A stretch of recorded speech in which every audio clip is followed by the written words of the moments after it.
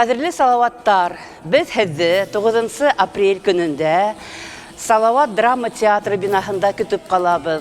Біз хәзге өдібіздің өр яңы спектаклі бізді көрһәтәсәк біз. Яш ғайлә фатир эзләй.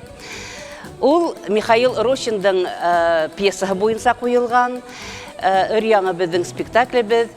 Һәм унда мөхәббәт турасында, нисек бuna бүгенге көндө проблемаларга карамайынса, үзебезнең мөхәббәтебезне хаклап калырга. Һәм бuna һезгә бик танык охшар дип ышанабыз.